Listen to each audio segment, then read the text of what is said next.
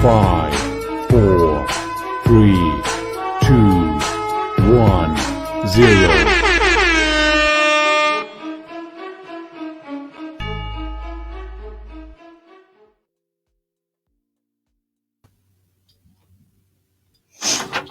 Hey everybody, I want to welcome you all to another episode of Let's Talk with Ro. Thank you guys for joining us tonight. I know you all saw the flyers. I've been getting a lot of inboxes about this series. You know, we are in a prison series right now, and we're highlighting Black men that have come home back and better. And tonight, I want to introduce you all to a very special guest. His name is G. G, you going to tell us a little bit about yourself tonight?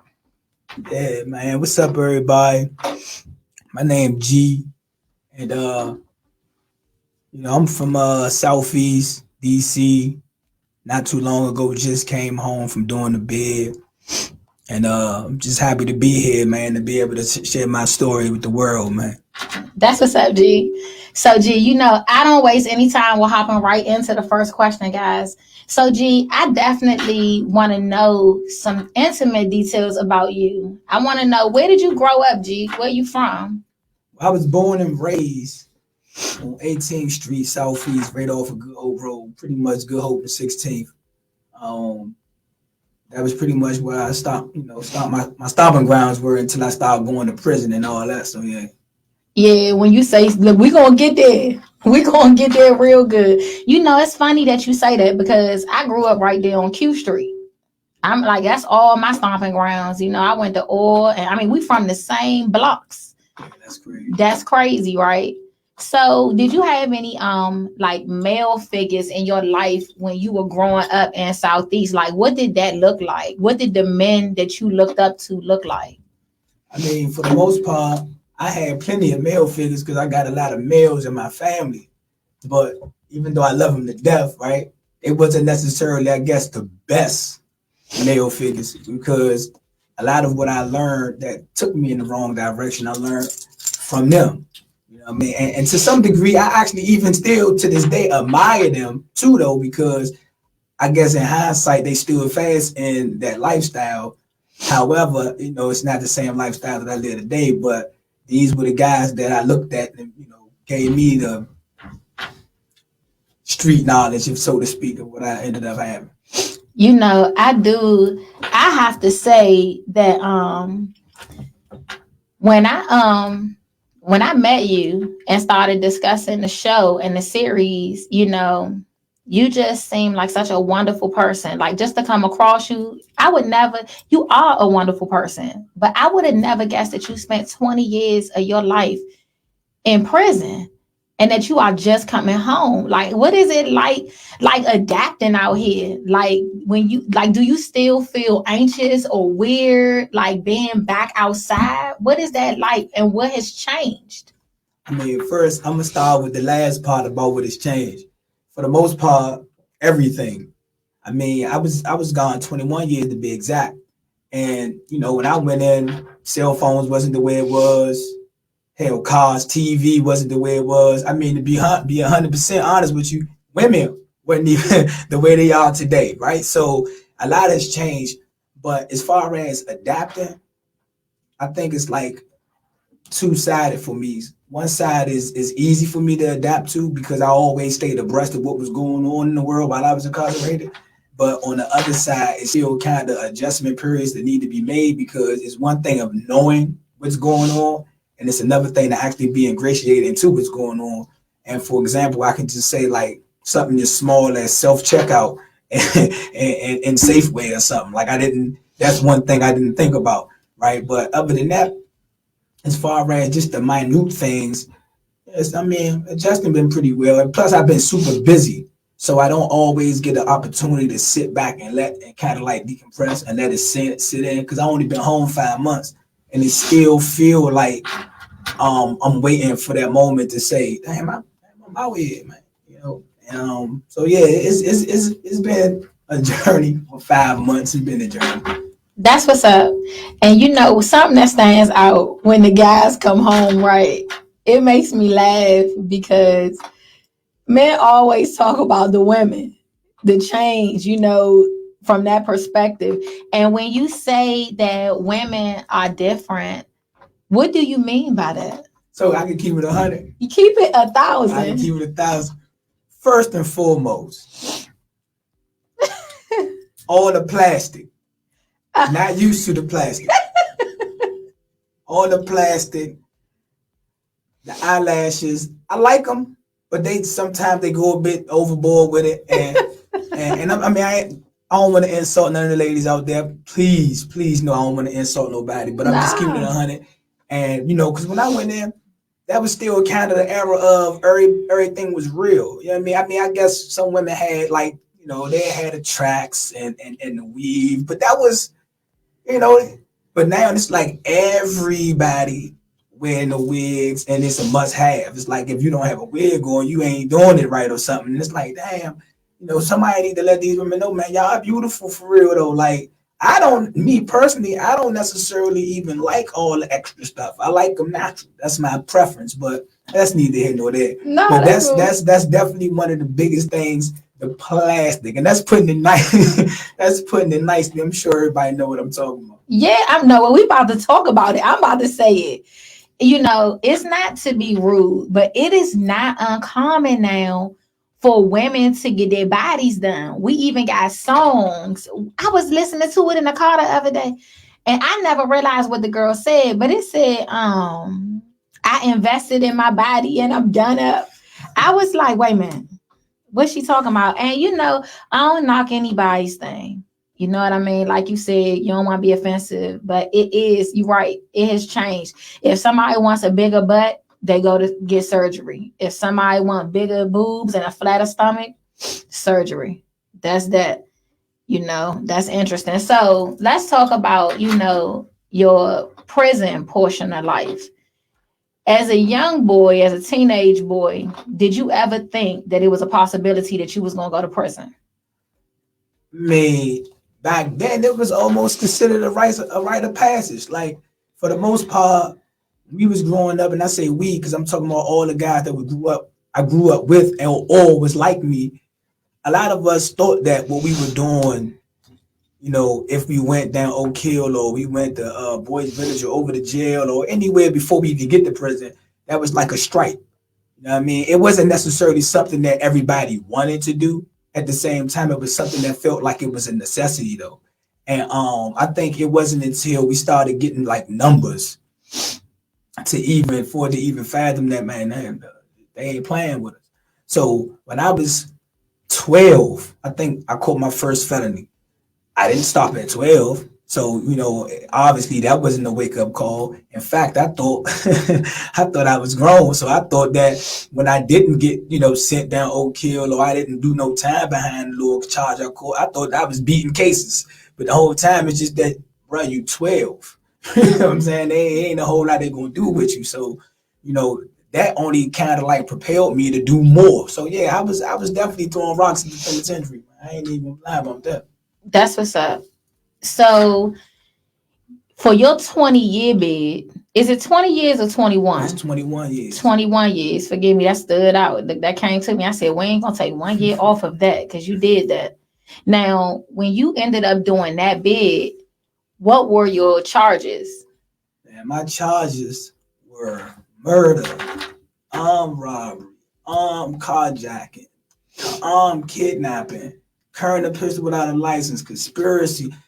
I mean, Lord. You got some paper? Lord. I can write them down. I'm just joking. Nah, that's for real though. That's serious. And when that case was open, when you were initially locked up for those, that situation, how old were you? I was 19. I was 18 when it all, I guess, went down. That's how they look at it. But I was 19 when I was arrested. Wow. Now, when all of that situation happened, and you did get locked up, do you remember what you felt like on the court date that they sentenced you? It's ironic that you asked me that because I was just giving a speech at Roosevelt and Roosevelt State, as a matter of fact. And one of the young guys there, they was going through something on their own, and they asked me the exact same question. What was it like? How did I feel when I was given that 82-year life sentence? And I'm gonna tell you the same thing I told him, because it's the truth. I didn't feel nothing. I was numb. I was so caught up in, like I was telling you earlier, the idea of trying to live that life, thinking that this is what comes with it. For the most part, and as funny as it sounds, but anybody that's listening out there that's been through something like this will know what I mean. For the most part, I was just trying to get back over to jail because everybody wanted to be the first one back because it take all day to go back and forth to court. So once you finish with court, no matter how it turned out, you try to be on the first bus back over DC jail. And for me, when I was sentenced, and I was sentenced twice, as a matter of fact, but for that last and final time, it was just like, all right, so let's, when I'm going to the feds, and just, it didn't take until I was actually in the feds and, started to see how things were that it really started to hit me that, man, yeah, I'm in here with this real time. That's crazy. And when you did your time, did you do your time locally where it was easy for your family to come visit you and things like that? Did they move you around a lot? Well, good question. In the federal system, which all DC inmates are housed at to this day, because we no longer have a state prison once they shut Lawton down. So we are all everywhere, all over the country. Me, I was in Pennsylvania. I was only in 3 prisons, fortunately, because a lot of guys ain't that fortunate. I was only in 3 prisons. I was in Edgefield, South Carolina. I was in Allenwood, USP, and I was in Pollock, Louisiana. Okay, now when you say you were in different prisons, what does that feel like when somebody comes into a building and you don't have a say so, and they say, man, get your stuff together, you about to get moved? Do they give you notice on that? And how does that make you feel? It all depends on why you moving. And either way, even if you get notice, you can only get but a certain amount of notice because they consider you knowing there's a security situation. They would think, they always thinking super big, like as if you're gonna have somebody outside the wall waiting to bring them a move, which you might can. However, what they would do is if you were leaving because you were what we like to call your custody drop, your points drop, which is a good thing in prison where you might be going down a notch. So you might be getting transferred to FCI. So you can know in advance that you're going to get transferred. Now you might even know where you're going, and sometimes that's okay. But if you're getting transferred to a USP, I did all my time USPs though. But if you get transferred to a USP or some type of disciplinary prison where you went to the SHU first, you might not know until that day. They'll come and tell you, pack up, you getting shipped out. And I'm gonna tell you, that feeling right there is really not. It's nothing you can do about it because at the end of the day, you're getting on that bus. However, for us, once, especially guys who've done a lot of time, once you get your mind into doing your bid, you're more so looking forward to where you're going. You're not even thinking about none of the outside things like outside. You're thinking about, oh, what they gonna send me at? Oh, they sending me blah blah blah. Oh, bad, I can't wait to get down there because my man and them down there and blah blah blah. So that's how that is. Depending on where you're going, you might not be mad at all. You might be happy actually. Wow. Okay. Woo, that's so interesting. Now, before we get into the more positive aspects, I still want to work with this charge situation. We're not going to stay long, but when I look at, even like my brothers, I have quite a few men in my family that did hard time. And, I cannot explain how interesting the day of sentencing has always been for me. And, with you having M charge on you, when you were in the courtroom that day, was that person's family there? I don't remember if they was there, but I know they wrote like a victim impact statement though. So that's just as good for them to be there as far as like the courts are concerned. Right. And was that read? Oh yeah, it was definitely read. And do you feel like you was at that time?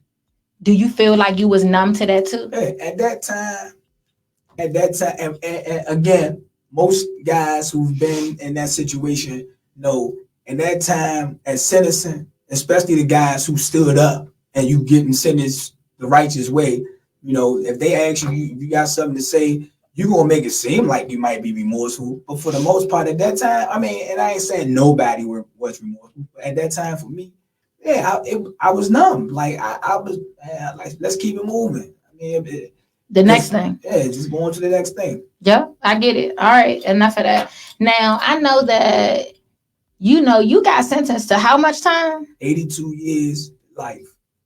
That's a long time. So when you went back in them cuffs, you had it in your mind that you wasn't never coming home. That's a fact. You like, I might as well make the best of it around here. So how are you able to be sitting in front of me right now if you got that kind of time? Best question. So before I even answer that, let me say this. Let me recant a little bit. I'm not gonna say that I felt like I was never coming home. I just knew that they didn't intend for me to come home. If you understand what I'm saying. I always felt like my day was gonna come. So I was gonna try to at some point, make sure I'm ready for that day. But once you got that boulder on your shoulder, 82 years, it's hard to really like wake up every morning and face that without thinking, man, maybe it wasn't in the cards for my day to come. And with that said, I can elaborate on how that day came. So about, I want to say 4 years ago, DC passed a law called the Incarceration Reduction Amendment Act, which is affectionately known as IRA.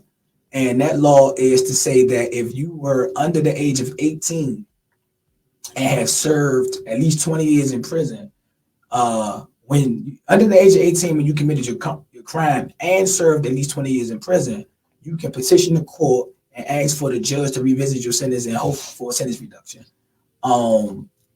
Approximately a year or so after that, no, I'm lying, more like 3 years after that, they passed the third iteration. The second iteration was they just dropped the amount of time you can do, which was from 20 to 15.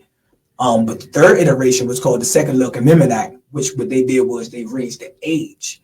So instead of being from under 18, you would be under 25. So if you was under 25 years old and served at least a minimum of 15 years, then you can petition the court. That's how I got my opportunity, because I was 19, which I just missed the 18 mark and fell right up under the 25. So, and I had enough time in, right? So when they passed that law, that law went in effect on April, that's crazy, the day the 25th, it went in effect on April 27th, last year, actually. And I was one of the maybe one or two guys who come home first off the Second Look Amendment Act. And the judge actually has 11 prongs that they have to consider before they can even make a ruling on whether or not you are safe to be in society. So what they do is they look at what you've done while you were incarcerated. They want to see if you programmed. They want to see if you have been, quote unquote, rehabilitated. They want to see if you changed or grown. And I took it upon myself early in my incarceration, but after I left DC jail, to actually kind of, to be blunt, get my shit together. I had a daughter. She was born 1 month after I was arrested. So that kind of changed my perspective too. And then, once I got my GED and I started teaching GED classes, and I mean, it was just like an avalanche of like wanting of knowledge. So with that said, mind you, all of this is still under the pretense that I'm never going home. So it was like some type of, I don't know what was in me that made me keep pushing forward. Because like I said, I guess I knew that one day I'd get my shot. And lo and behold, 21 years later, they passed that law. And I would like to say I was a prime candidate when they passed the law. And that's how I'm sitting right here for you today. That's what's up. That is so interesting. But you know what? I remember when my brothers were locked up, and it would be a lot of times where they would be telling us to look for letters to be signing. You know what I'm saying? And I guess those were petitions and things like that we were trying to, get passed on their behalf. And you guys, I do want to say this. Tonight, we do have a different feature for G's show. You guys can actually call the number that's on the screen. If anybody has questions or comments or just want to say what's up or how you know G, you can call that number and we'll take your call aloud, okay? But that's amazing. You get this window of opportunity, and you like, I'm not going to be here my whole life. So when you came home, what was it like for you was your daughter coming to see you while you were in? Yeah, I mean, over the years, I've seen her. When she was younger, it wasn't in her control when she'd see me because she had to have somebody to bring her. But as she got older, I started to see her more. And we definitely had a bond in the relationship even to this day. So that kind of kept me grounded too, though. So we definitely, that's my baby. I call her baby girl so much. I don't even think I've ever used her actual name when I addressed her. So yeah, she definitely used to come see me though. That's good. So when you came home, what was that like? Was she like overjoyed or overexcited? Was it emotional or anything like that? So let me share this story. So prior to me coming home, I think a lot of stuff kind of like started falling in line. Call it the grace of God, you can call it luck, I don't know. But I was introduced to an organization called FAM, which stands for Families Against Mandatory Minimums. And what they wanted to do was do a documentary on the Second Look Amendment Act. They wanted to, feature some guys who they feel will be prime candidates to actually get it granted and look, I guess, the part of the person they want to present on their documentary. Right, to make their program look good. Right. They want us to put it on somebody that's going to work for right. And I ended up being one of the chosen. And so when I reached out to them, or they reached out to me, we started to put together what is, I don't know the name of it yet, because it still ain't come out yet, but the documentary. Now, I say all that to say this, because we didn't know whether or not I was coming home for sure. So we did a lot of pre-stuff. But by the time I knew I was coming home and my release date and all of this, they wanted to be there when I get released. So, it was at my hearing, so they knew I was coming home. They were notified when I knew that I was actually coming home, my release date. So the day I got to Union Station, which was literally my second day home, because I got released from Louisiana, USP Polar, and it put me on a bus. So it took me like a day and a half to get to the city on a bus. I'm so glad you said that. I gotta hop in right there. Okay, so I've had guys say that they were flown in on a plane when they got out, or they were put on a bus and things like that. This is new to me. That is one piece that I never thought about. So when you get out, did they pay for your bus ticket? They pay for your bus ticket. Did they make sure that you got to the bus stop? Like, what does that look like? They theoretically, they supposed to pay for your bus or plane or train or whatever ticket. They were supposed to give you enough funds to make sure that you can get from point A to point B once you get to the bus stop, like a cab or I guess now Lyft or Uber, something to eat and things of that nature. Now, we're talking about USP Polar. For those of you who know anything about USP Polar, you know what I'm talking about. One of the worst USPs in the country. So, and I mean that by every stretch, everything you can imagine, that place. So that's where you was doing time? That's where I came home from. So what do you think makes it the worst? I get back to that. So where was I? Oh, so they supposed to give you this stuff. So when I get released, I get to the window, they supposed to give me like $70. They ain't got no money. Ladies said, we ain't got no money. How you got no money? You got one job, bro. Just I just had my little money. Now, unfortunately for me, I had some money. Now they put that on a card, a debit card. So that they can't do nothing about that. You need my card. But I'm like, how I don't get the other little $70? But they tell me, well, you can wait for like 6 hours. We get. I said, keep that. You try and go. Yeah, get out of here. So yeah, they that's what they're supposed to do, but some of these prisons don't do what they're supposed to do. But they're supposed to give you a couple dollars, give you your funds that you have in your own account if you have anything. You're gonna get a bus ticket or plane ticket, and then that's it. You out of there. Okay, now I know that a big piece everybody has been anticipating, you know, you doing, you know, this spoken word. I put that across my page, you know, numerous times. And how did you get into doing the spoken word? Well, I've been doing rap, spoken word, or anything that's considered, um, hip hop or whatever for as long as I can remember. But as far as taking the spoken word to the level of where I feel like this is something that I want to push and do, I think that started maybe like about 10 years ago or so when obviously in prison we used to put on like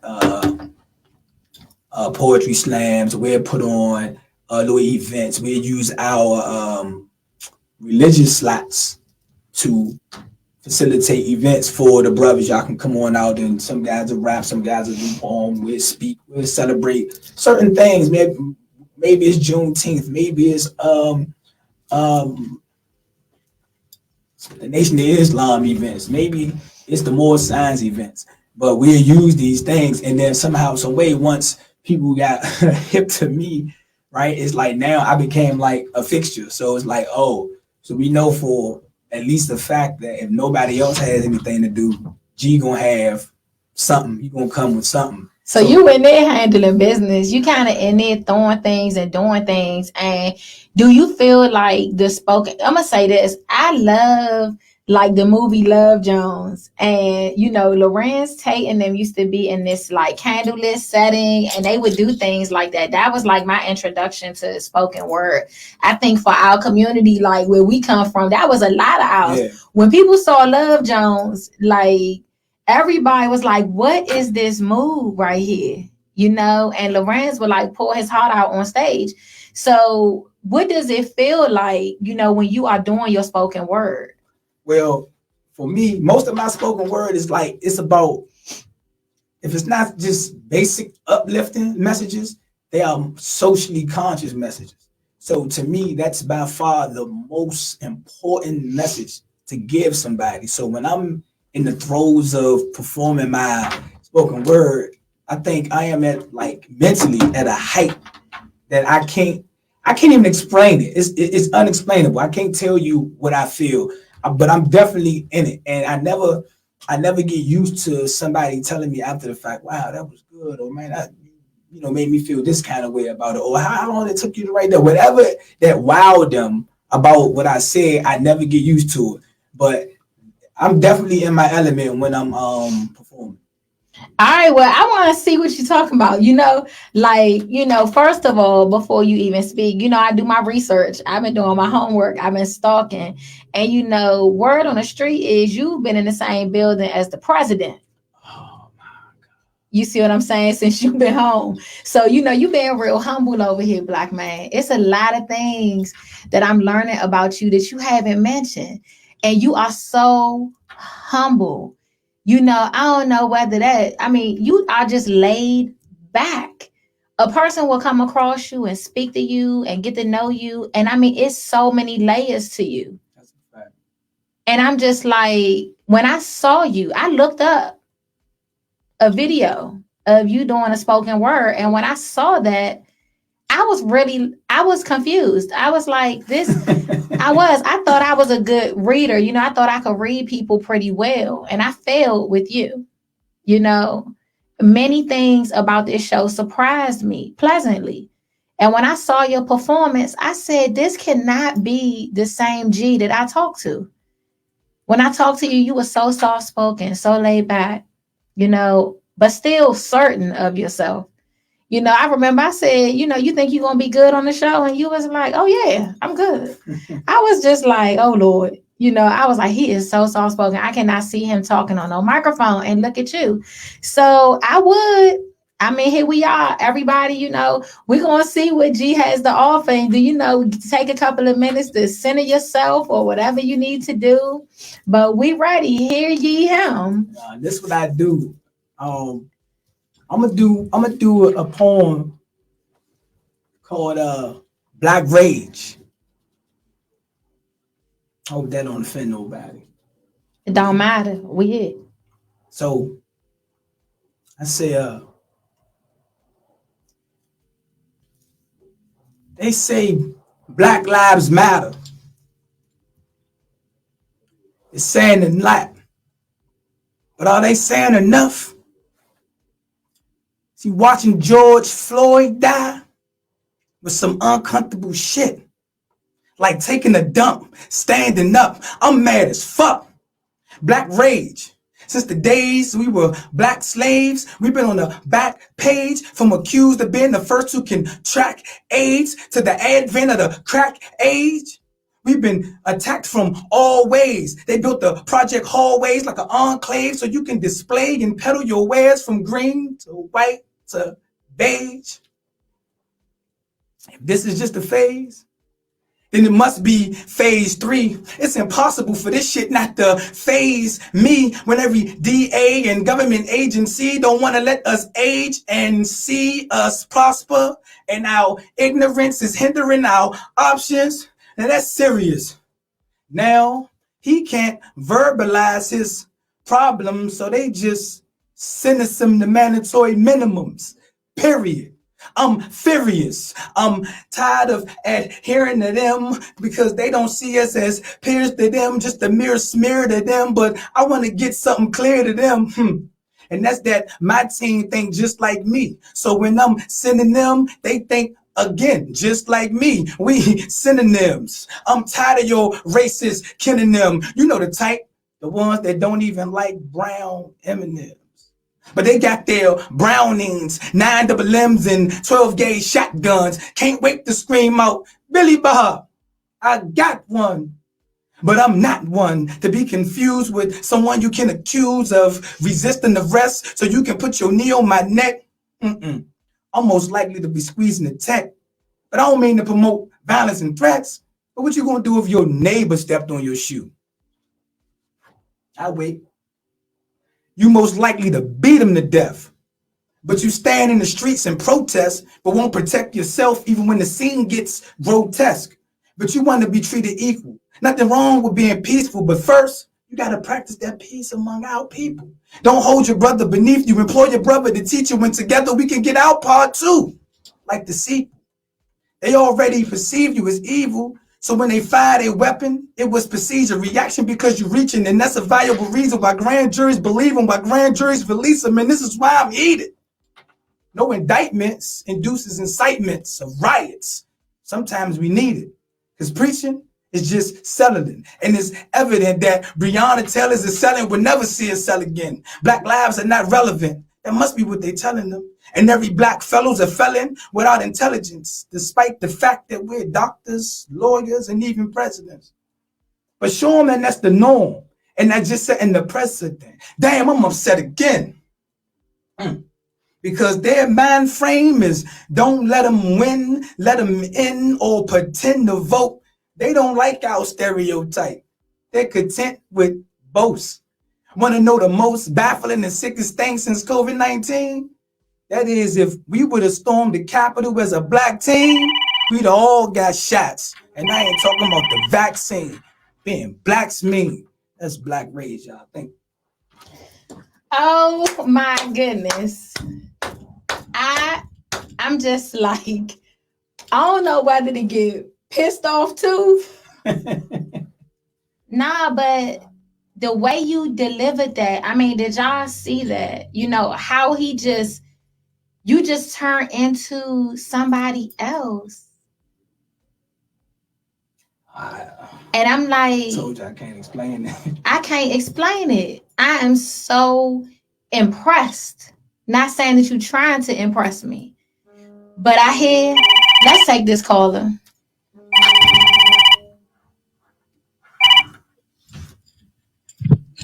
We want to thank you for calling. Let's talk with Ro. What's your question? Yes, bro. Islam.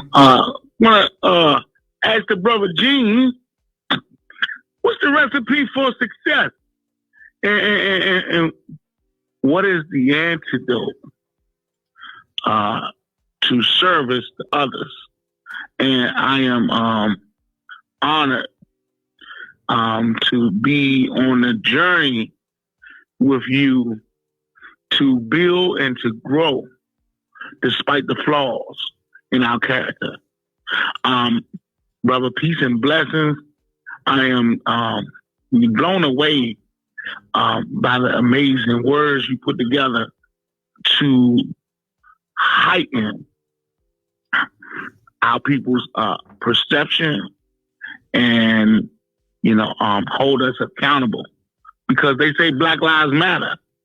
But if we killing us and they're killing us, it may not be no more us. And thank you for addressing that in your words. Beautiful words that you put together. It's only through love, truth, peace, freedom, and justice that we will see the results of freedom. And remember, love is the only savior of the world. Peace and blessings, Gene. Wow, thank you so much for calling in tonight. Yeah, we appreciate that. And Gene? Hey, first and foremost, I want to say Islam Mo. I want to say my secret to success is the simplest thing, but yet the most difficult for people to do. And that's to change your mentality. First and foremost, you have to change what you want. Second and foremost should I say, is discipline. You need to practice discipline. Once you say that this is what I want, or rather these other things are things I do not want, then you need to be disciplined enough to make sure that you stand fast in that. And that's something that for the lack of for people who may not believe it, but prison actually taught me that. It taught me discipline, because sometimes you only are given a certain amount of choices when you are given the choice.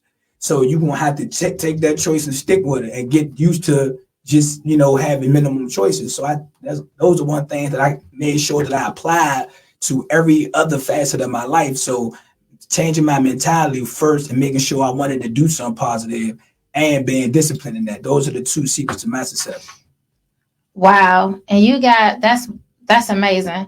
And you guys, if you have questions, don't hesitate to call in. You don't have to drop those things in the comments tonight. And even if you just want Jane to hear your voice, blase, we taking all calls. Now, Gene, with this spoken word, it takes a lot. Women often talk about men that cannot communicate. And, with this spoken word piece, you really raising the bar high for guys.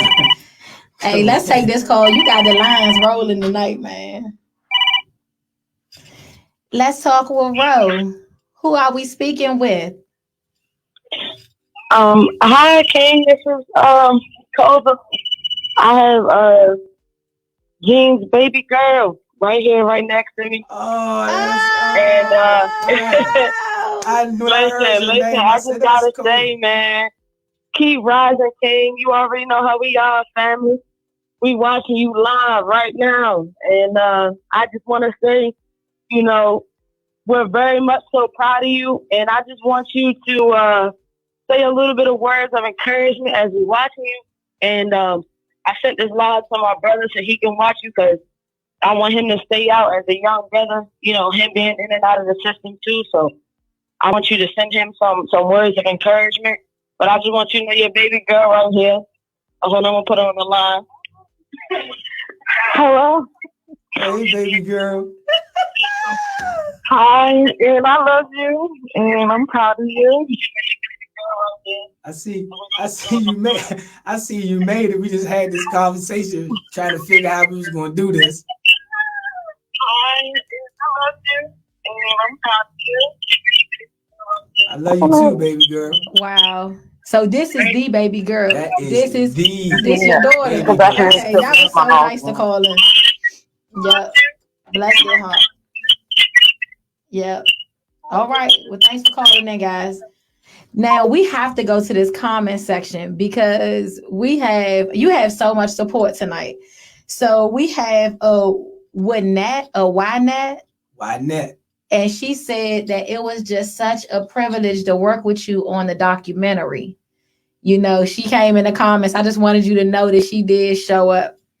Yeah, we want to give some shout outs to you guys. I want to give a shout out to Tania and Shania, the twins, because, you know, they were the ones that highly recommended you for the show. You know, they said that's sis and them right there. yeah, For that's real. sis and them. You know, they don't play around. Those some real ones right That's a there. fact. And she called me up and she said, bro, you got to have this guy on the show. She said, I'm telling you right now. I said, well, I'm going to interview him. She said, no, he needs to be on the show. So shout out to you guys. Much love. You have a Dwayne Lewis on the line. You have a Siobhan Crawford, James Hutchins. James Hutchins said, look, my good man continue to be legendary. Let me tell you something about James Hutchins, man. That's the founder of Incarcerated Lives Matter and the Hallway House that's right there on Good Hope Road. In fact, his live podcast was the first one I did. Probably I don't even think I was out a week yet. And that's a good man right there. And he's definitely out there, man, putting in a whole lot of work, man. So shout out to James Hutchins, man. You already know what it is, man. Incarcerated Lives Matter. Wow, that's cool. Thanks for tapping that with look. Thanks for coming on, hopping on the show when everybody is so busy. You know, a lot of times on a Monday, you know, and look, people vouching for him. I got Vic, my good man, on the line. And Vic said, yeah. And James said, thank you. I'm grateful. Yeah, James, we're going to have to connect. Yep, outside of this. And Vic, you know, I'm sure Vic already know about him. And if Vic know about you, you know, Vic rocking in the community real hard too. We got some soldiers on the line tonight.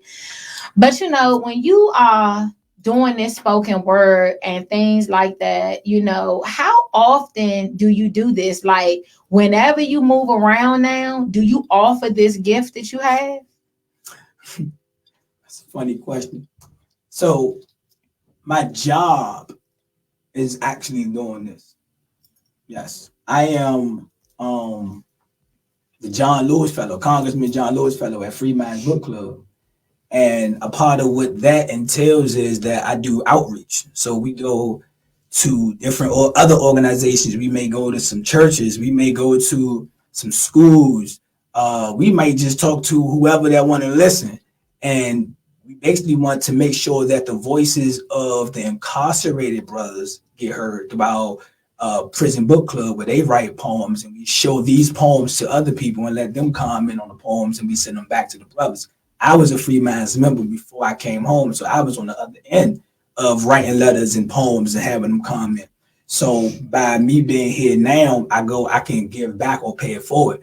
But me saying that is to say that entails me doing poetry. Like I'm saying at least how many days in a week? It seems like it's 20. So out of the 5 days, Monday through Friday, sometimes Sunday, yeah, I'm doing poetry at least 3 or 4 times out of those 5 days.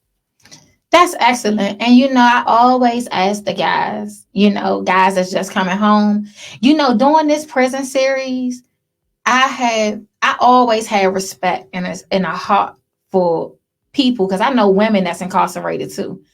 But I always had a heart for it. But to sit with you all and to listen to your stories, it is so crazy to me that somebody with all the gifting that you have sat in a cell for 21 years. It's just so crazy to me. But anyway, moving along, here we are. So I always ask guys what they do for a job, for a legal job, you know, and like God had the cards laid out for you already.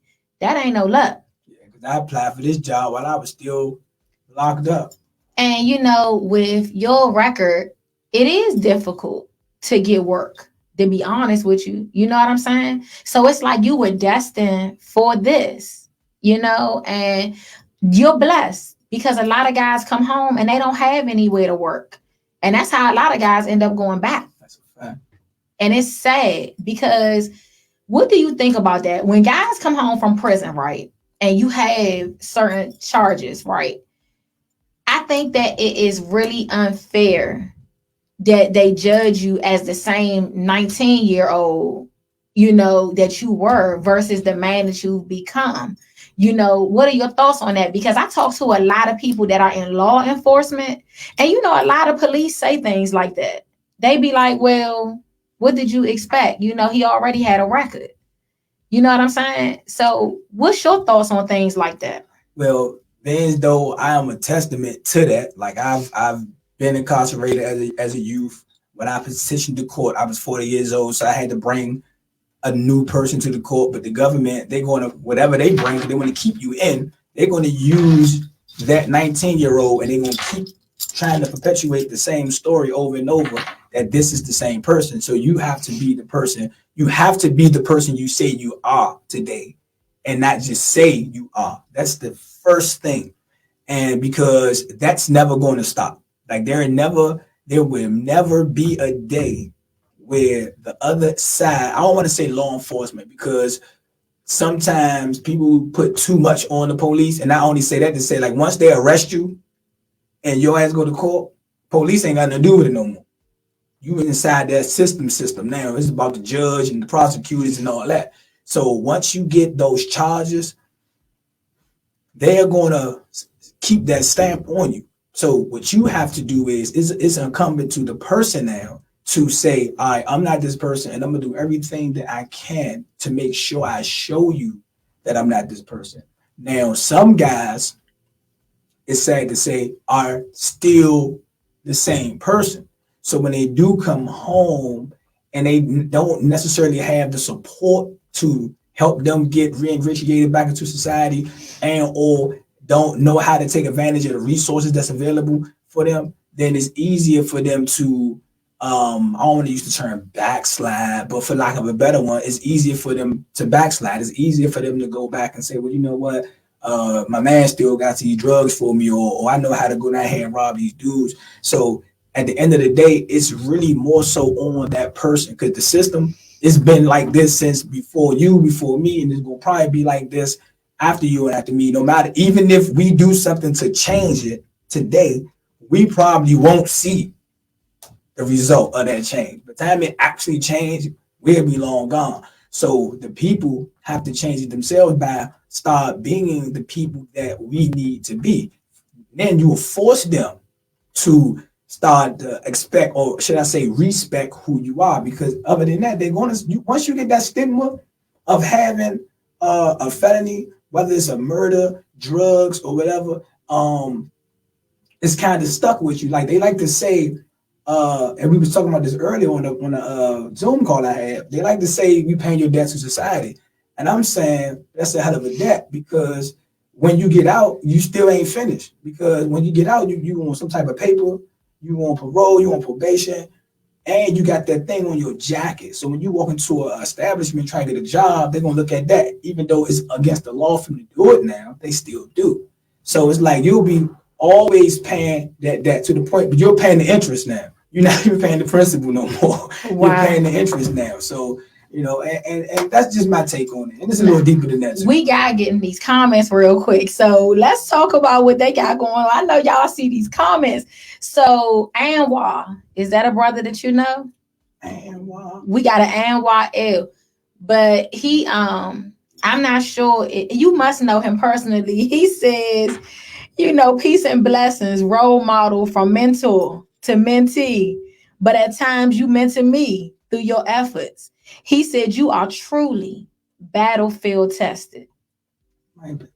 Yep. Hey, you know, Anwar, we'd like to hear from you. If you can, call in. But if you can't, drop it in the chat exactly who you are, who he would know you by, because I want you to know who on the line. But he did. He said you battlefield tested. And, you know, that's a statement that a lot of guys, yeah, that's a statement that a lot of guys make. You know, you got to be battle tested. When he say you've been battle tested, what you think he mean by that? I mean, it's if he's referring to, because at this point in my life, you know, the most recent years of my life been in prison, right? So the last 21 years, and I always like to say that if you go to prison, you do 21 years, and you come out on the other end of it, and you ain't lunching, you ain't all beat up, cut up. You can't. Your mind, you know, you physically and mentally through all. That mean that you knew how to maneuver and navigate your way around the system. And the funny thing about that, and this is how hard it is, because a lot of people don't know that once DC guys go into the federal system, you are automatically targeted. You are automatically stamped with a gang that they made up for us, right? So it's hard for you to actually be who you want to be. It takes a lot of power in yourself to be stand out, because the system is already structured for the federal system. I'm talking about is already structured for DC to not prosper. I'm talking about not prosper. And anybody out there who benefits from DC, they know exactly what I'm talking about. So like we have to be battle tested, whether it's with somebody else, like physically, whether it's with the police, because that'd be the biggest issue we have is with the administration. So I mean, he could be talking about a number of things, man, but if you was in that system, then man. So I always ask guys that, did you experience things like that when you were saying? Because some guys go in and they did time and they never had to like get physical. They ain't had no issues like that. Did you ever run into things like that? I mean, yeah, being from Washington D.C., you are always susceptible to something. Now, it's whether, like I always say, once you win a certain amount of time, people get to know you. If you already, most of us know each other, but then I'm talking about the other geographical areas. People get to know you, so they respect you more for who you are, and opposed to who you with, right? And that's something that I always tried to do, whether I had to do something physical to somebody or not. But as I grew, especially mentally, I tried to make sure whatever influence that I wielded, I tried to make sure I wielded it in a positive way. So I'm gonna be more of the mediator. If I can step in and say, hey man, it ain't about that, it don't have to go this way, it don't have to go that way, then I'll do that. If I feel like it can't go, if I can't, help, there's nothing I can do, then anybody know that's when you take a step back and you let, whatever happen, and just hope that you can come out again on the other end of it, right? And that's how it is for the most part, especially with us DC guys, because we don't adhere to any particular rules or regulations like other gangs. We don't have no set thing. All we gotta do is just be men. That's the only thing you gotta do. You come in the system and you watch them, man. You're a man, and men know what I'm talking about. You're a man. That's it. You good. That's so. It's so much, and I always think about, and you guys, I do just want to say, because we down to 8 minutes, I can't believe it. For real? Time really flies over the shows, especially when we having such a wonderful show. But you guys, make sure you like and share this show. We're down to 8 minutes. So if you guys do have any questions or comment, it's about that time. Vic said you can go in the feds and then have to put your personal beefs with your enemy and have each other's back. They saying basically sometimes, the street politics is usually put to the side to survive. I'm guessing Vic saying, sometimes you go in with people you might not have really dealt with on the street, and it might be a good thing when you're on the other side. No, yeah, that's a fact, because once you go into that federal system, it's not about Southeast, Northwest, Southwest, Northeast. Not about that no more. It's about DC, New York, LA, New Orleans, or you can just name them. So now we have to stick together, and we not everywhere. Or should I say we are everywhere, but it's not a lot of us everywhere. But one thing for sure, two things for certain, every compound in the United States of America that got Washington DC dudes on there, you'll think that it's a lot of us, because they know that if one go, we all gonna go, and that's law. So it's like you gotta know what you're doing when you go mess with them dudes over there. That's what Fresh said last week. I had a guy named Fresh on the show last week, and he said the exact same thing, because I believe he did some time in LA. Man, we got more callers. Let's take this call. All right, you live. Who are we speaking with tonight? It's Mr. in the Trenches, Anwar Smith Hill. And I was Dean. telling you, said you were battle tested. It's Mr. in the Trenches, Anwar Smith Hill. Hey, what's up, bro? And Dean. Telling you said you were battle tested. What, you hung up? I accidentally did. I thought that I had. Look, I'm so sorry. Look, call back in real quick. I thought. Yeah, call that back bro. in. Yeah, call back in. I'm so sorry. Yeah, but he was. I wanted to see who he was because whoever he is, he knows you. Yep, he knows you. Here we go. He called from another show. Hey, is that you? And why? All you gotta do is talk. Yeah. Peace, Mo.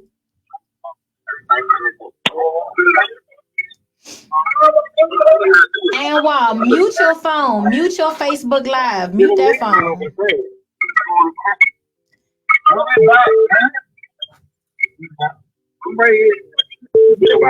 Let me see. Hear me? I'm trying to hear you. And why can you hear us now? Yeah, I can hear you. There you go. You good now. Peace, Mo. Peace. Where's Islam? Islam. We got, the team was over here listening and, supporting you, as we always do. I just wanted to let the sister know, because, a lot of people don't know this, but I am a returning citizen myself. And, I was blessed with the opportunity to, be at Gene's hearing when they, re-sentence him and support him and to provide quality, mentoring services upon his transition back into the community. But at times, the mentor has become the mentee. And that's the paradox of, being of ultimate service to the Creator's creation. I have my own organization, which is called In the Trenches. I'm Mr. In the Trenches on Facebook, and I'm Anwar Ill. No, I'm Mr. In the Trenches on Instagram and Anwar Ill on Facebook. But since 2007, since I was, blessed with the opportunity to come back into society, I made a decision not to destroy my community and to practice the HERN, the health, interest, rights, and needs of others, which Reverend James Bevel taught the Peace of Harlots at the time. Because, Reverend James Bevel was the same guy who taught Martin Luther King how to be a peacemaker. And, just being battlefield tested like that and just going out here operating with the antidote of love and humility on a daily basis, to serve your people, even at times when they don't have any gratitude. And, they feel entitled to things. And just to keep pushing forward and just to know that, Allah is the ultimate authority and he's where my source of strength and courage come from. And my whole purpose in life is to be of service to others. And Gene, I remember the last time we saw each other was a couple of weeks ago when you were going into see Sosa on South Capitol Street. Mm-hmm.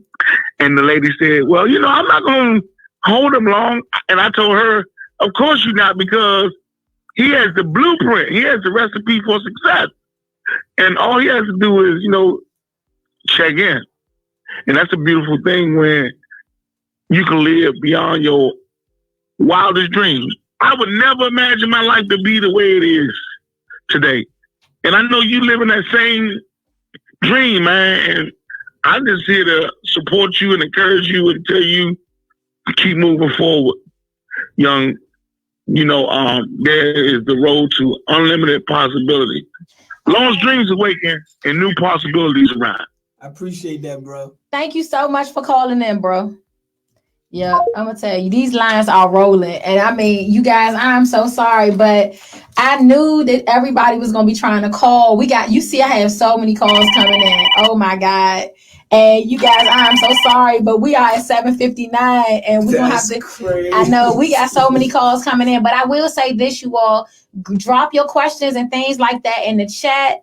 And that way Jen can go back and visit the chat, and I know you'll get right back to everybody. So fact. if you need any kind of connections going on, drop it in the chat. Any questions we couldn't address. G, thank you so much for coming on and blessing the table tonight. It was an honor and a pleasure, man, to be here. So thank you for having me. I'm telling you, it was life-changing for me. And I know everybody that watched was impacted. Make sure you guys like and share this so that the brothers can see this. We need strong brothers like you that's making change. We appreciate you. Salute. I see you guys right here next week on another episode of Let's Talk with Ro. Talk soon.